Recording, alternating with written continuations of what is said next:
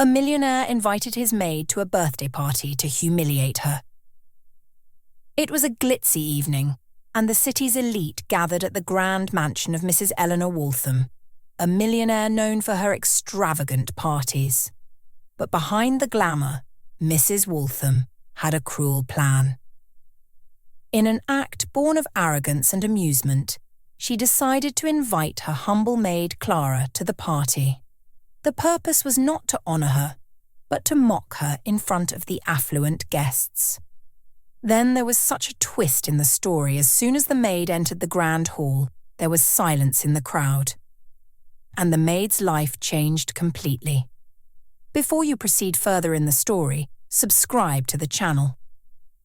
Clara was a young woman who had always lived with quiet determination. She spent her days working tirelessly in Mrs. Waltham's grand estate, ensuring that every corner of the mansion was spotless and every task completed with care. Though her life was one of simplicity and hard work, Clara's heart was full of kindness and resilience. So, when the unexpected invitation to Mrs. Waltham's lavish birthday party arrived, it took her completely by surprise. For a moment, Clara stared at the ornate card, its golden lettering shimmering under the light. She couldn't help but wonder if there had been some mistake. Never in all her years of service had Mrs. Waltham acknowledged her beyond the instructions she issued or the occasional curt comment. Why now, of all times, would she extend such an invitation? Clara's first instinct was to decline. After all, she felt out of place in a world filled with luxury and grandeur. But as she mulled it over, Clara's kind and hopeful nature began to surface. Perhaps, she thought, this was a genuine gesture. Could it be that Mrs. Waltham was recognizing her years of dedication? Clara's neighbour, an older woman named Margaret who had become a surrogate mother figure, encouraged her to attend. "Sometimes, dear. Life surprises us," Margaret said with a reassuring smile. "You've worked so hard. Why not go and see what it's about?" Margaret even offered Clara a dress, a simple yet elegant outfit that had belonged to her daughter. It wasn't extravagant, but it fit Clara well and brought out her natural grace. As Clara prepared for the evening, a mix of emotions swirled within her: curiosity, apprehension, and a flicker of hope. She tried to silence the doubts in her mind, reminding herself that she had nothing to lose. When the evening finally arrived, Clara took a deep breath and stepped out of her small room. She knew she might not fit in with the crowd of wealthy guests, but she resolved to carry herself with dignity and kindness, as she always did. Little did she know, this single decision would set in motion a series of events that would test her resilience and transform her life forever. It was a dazzling evening, and the city's elite gathered at the grand mansion of Mrs. Eleanor Waltham, a millionaire known for her extravagant parties. Her birthday celebration this year was no exception. Opulence dripped from every corner of the sprawling estate. Chandeliers sparkled, a string quartet played melodious tunes, and servers scurried about with trays of champagne and hors d'oeuvres. But behind the glamour, Mrs. Waltham had concocted a cruel plan. In an act born of arrogance and amusement, she decided to invite Clara, her humble maid, to the party. The purpose was not to honour her, but to subject her to mockery in front of the affluent guests. Clara, a young woman of quiet demeanour and hard work, was taken aback when she received the invitation.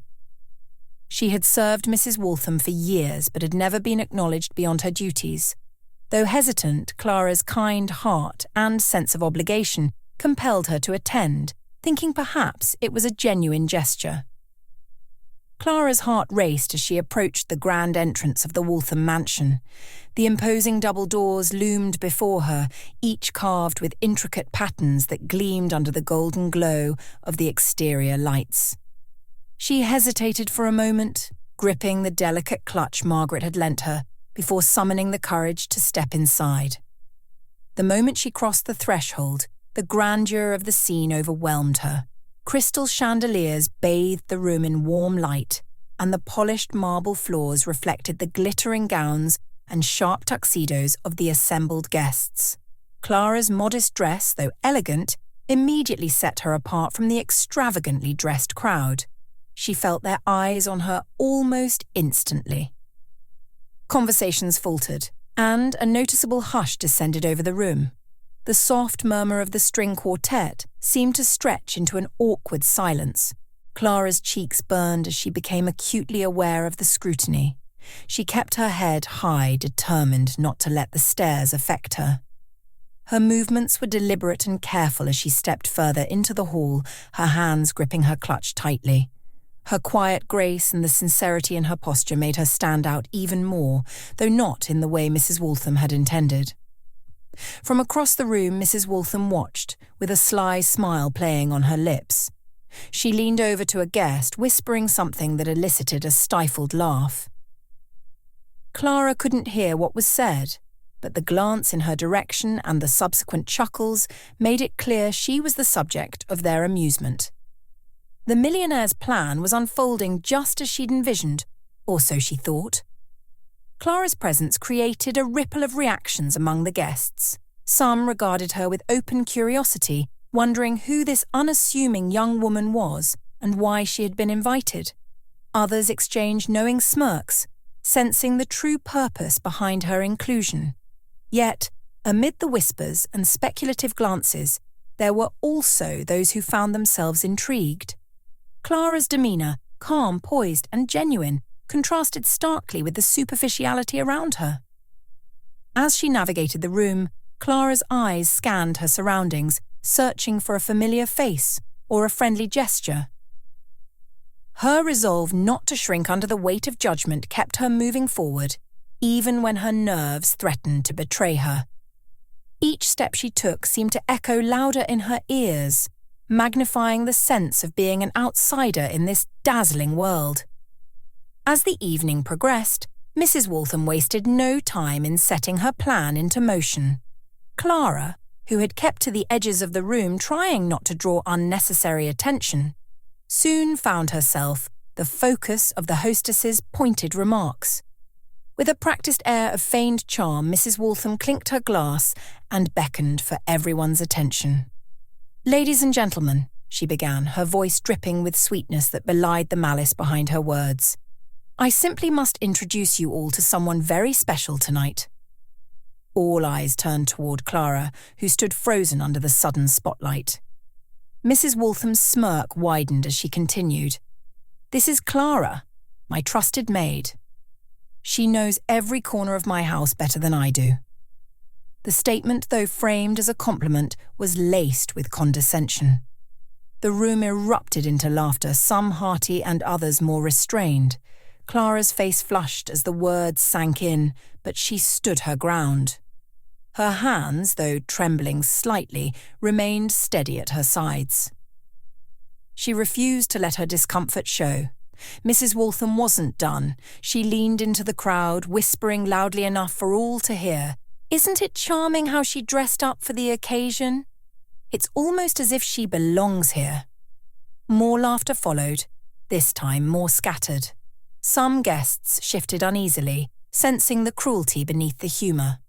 Clara's gaze remained steady, refusing to meet the eyes of those who stared or laughed. Her silence spoke volumes about her inner strength. As the night wore on, Mrs. Waltham's jabs grew subtler, but no less cutting. She would gesture toward Clara whenever a task was mentioned, making comments like, "Oh, Clara could handle that with her eyes closed," or, "I'm sure she's more familiar with hard work than any of us." Each remark was met with polite chuckles or awkward glances, but Clara's quiet dignity began to create an unexpected ripple. Some guests began to take note of her composure. Despite the attempts to humiliate her, Clara stood tall, her expression calm but resolute. It was a silent protest against the cruelty directed her way, and in that silence she began to command a quiet respect. Even those who had laughed at Mrs. Waltham's jokes found themselves questioning the humour of it all. By the end of the evening, the tables had begun to turn. While Mrs. Waltham revelled in what she believed was a successful display of power, many of her guests left with a newfound admiration for Clara.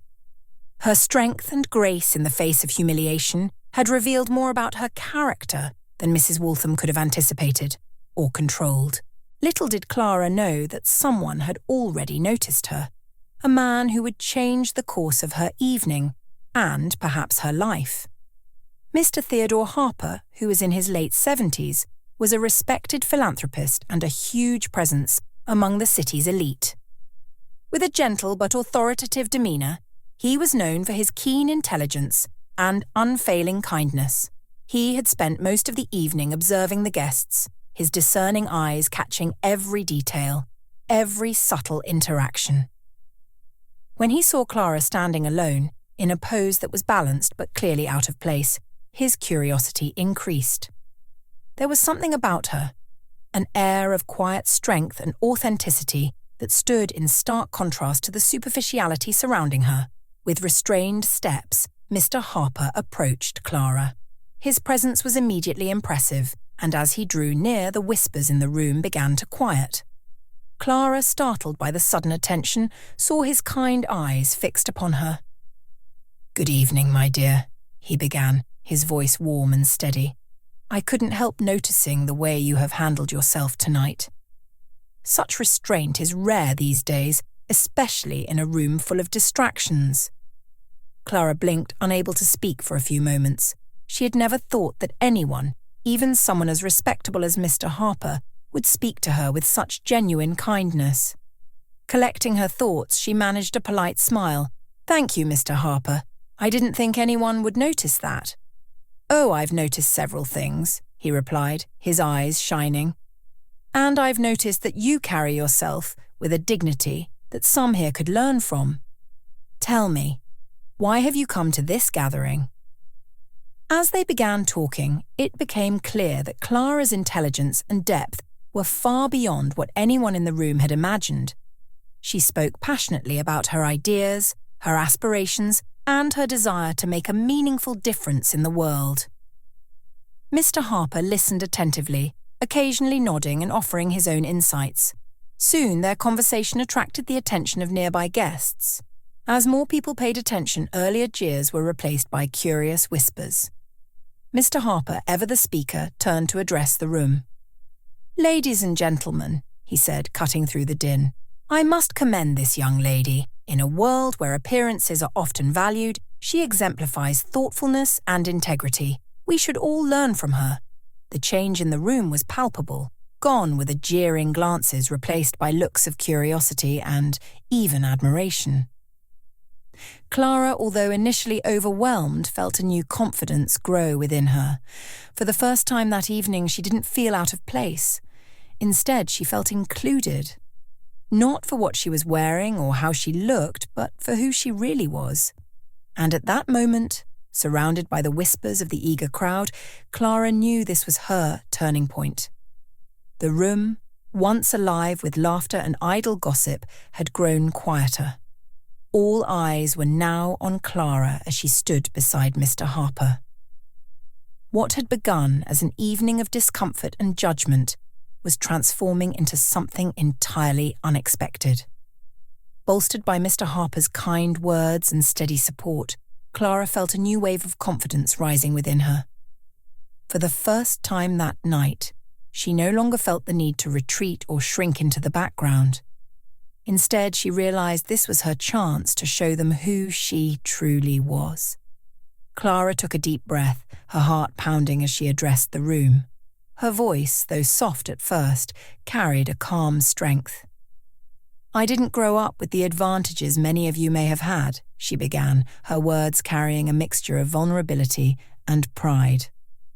"But I learned early on that life doesn't hand you anything without effort. Hard work, kindness, and resilience have been my guideposts, and they've brought me here tonight." The guests leaned in, their curiosity piqued.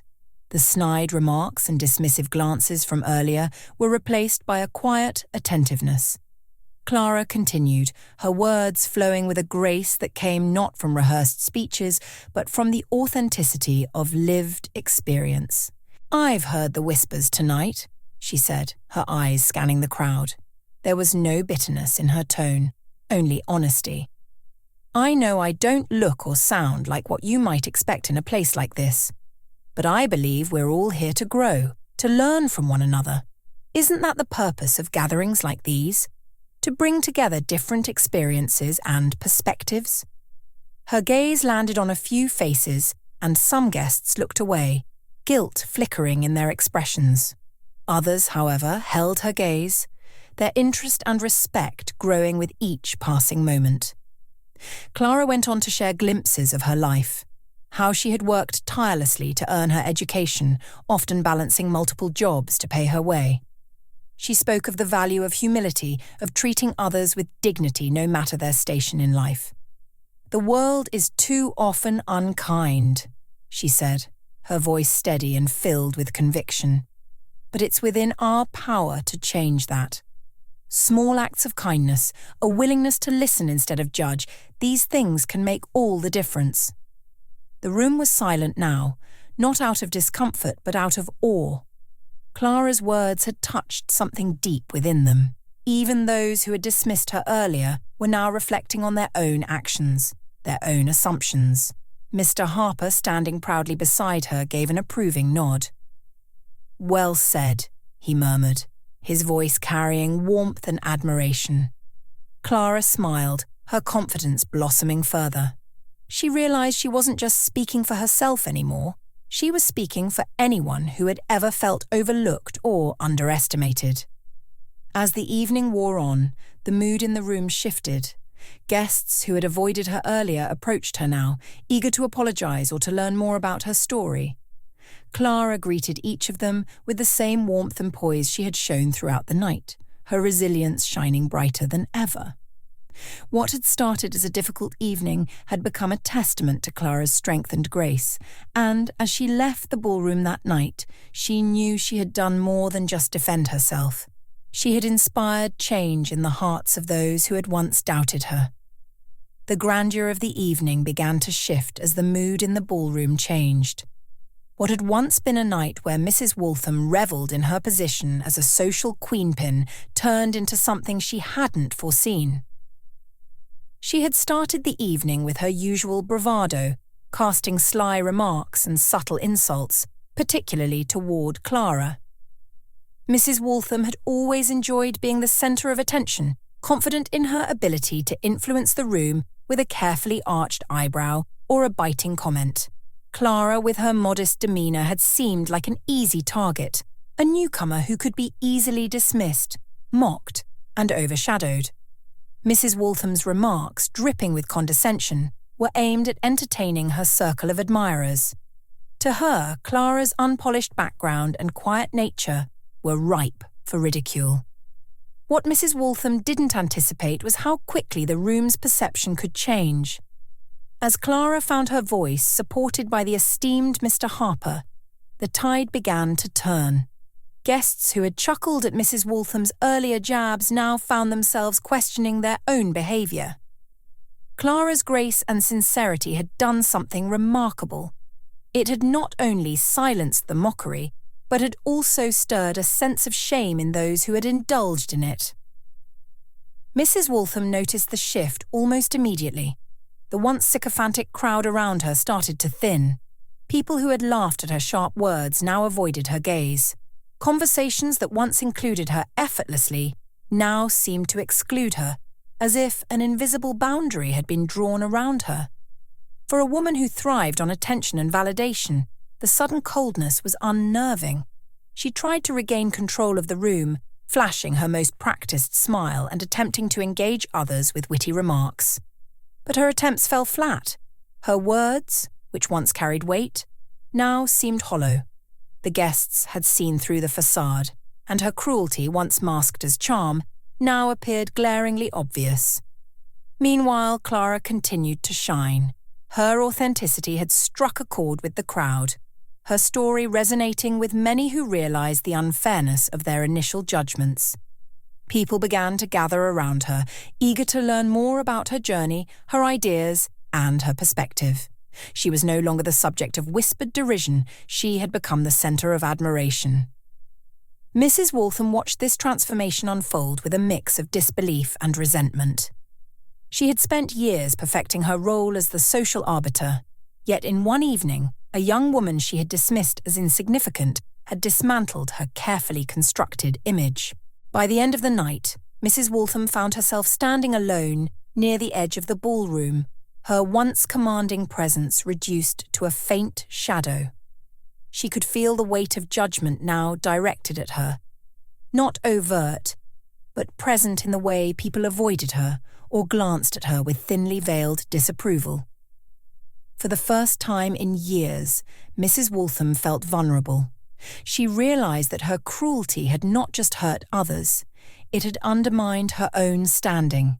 Clara's quiet strength and dignity had not only won her the room, but had also highlighted the emptiness of Mrs. Waltham's actions. As the evening drew to a close, Mrs. Waltham couldn't shake the sting of her fall from grace. Perhaps she thought this was a lesson she had needed, but whether she would truly learn from it or simply harbour resentment was a question only time could answer. One thing was certain, the room would never see her the same way again. As the evening wound down, the once bustling ballroom began to settle into a quieter hum. Guests trickled toward the exits, their laughter softened by the events of the night. Clara stood near the grand staircase, her heart still racing from everything that had unfolded. She hadn't anticipated that a night she'd approached with trepidation would turn into one of the most pivotal moments of her life. Mr. Theodore Harper, the kind and insightful man who had seen her potential from the beginning, approached her with his usual calm demeanour. His warm smile carried an air of reassurance, and Clara felt a surge of gratitude. For the first time that night, she felt truly seen, not as someone to be judged or dismissed, but as someone with worth and potential. "My dear Clara," Mr. Harper began, his voice carrying the gentle authority of a man used to making decisions that mattered. "Tonight, you've shown more strength and integrity than most could muster in a lifetime. It's not often one meets someone with both the courage to rise above cruelty and the wisdom to speak with such sincerity and grace. I am deeply impressed." Clara's cheeks flushed, but this time it wasn't from embarrassment. She looked at him, unsure of how to respond, her emotions a mixture of pride and disbelief. "Thank you, Mr. Harper," she said softly. "Your kindness means more than I can express. I only spoke my truth."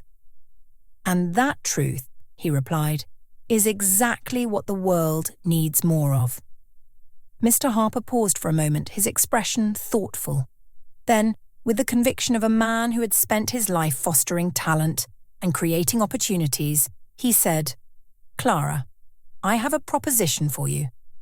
My foundation is always in search of people with vision and integrity, people who can inspire and lead. I believe you would be a remarkable addition to our team. Would you consider joining us? I think your talents could truly shine in a place where your voice will be heard and valued." Clara stared at him, her breath catching. The words felt surreal. This man, one of the most respected figures in the city, had just offered her an opportunity she hadn't even dared to dream of. I don't know what to say," she stammered, her voice trembling slightly. "Say yes," he said simply, his eyes twinkling with encouragement. Clara nodded, a smile breaking across her face. "Yes, I would be honoured." As they shook hands, Clara felt something she hadn't felt in a long time: hope. This wasn't just a job offer, it was a lifeline, a chance to redefine her future and prove that her values, her hard work, and her resilience could take her places she had never imagined. When she stepped out of the grand estate later that evening, the cool night air brushed against her skin, refreshing and invigorating. The stars above sparkled like tiny beacons of promise, and Clara felt a deep sense of renewal. She had walked into the party uncertain and apprehensive, prepared to endure humiliation. but she was leaving with her head held high, her dignity intact, and a path before her that felt full of purpose and possibility. The mockery and cruelty she had faced earlier in the night now felt like a distant memory, overshadowed by the kindness of one man and her own determination to rise above it all. As she made her way home, Clara realised this was more than just a turning point. It was a new beginning, a chapter where she could finally step into the light, armed with the knowledge that she had the strength to endure, the courage to stand tall, and the grace to inspire those around her. The grand mansion stood quiet as the last of the guests departed. Mrs. Waltham sat alone, reflecting on the night's events. Meanwhile, Clara walked home under the moonlight, her head held high, knowing that the strength of one's character far outweighs wealth or status. Her journey was just beginning, proving that even in the face of cruelty, grace and resilience can triumph.